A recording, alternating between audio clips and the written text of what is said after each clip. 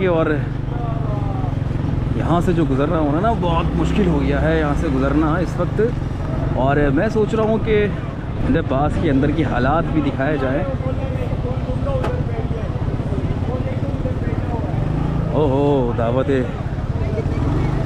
दावतें हो रही हैं, दावतें चल रही हैं। और जाहिर सी बात है जब लेडीज़ आएँ तो कुछ खाएं ना, ऐसा हो नहीं सकता है।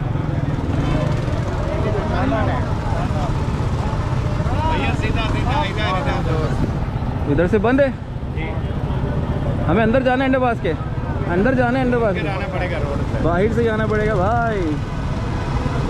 ये भाई मेन रोड की मार्केट, इसको तो नाम दे दिया जाए कि मेन रोड की मार्केट। भूल भुलैया में खो गए।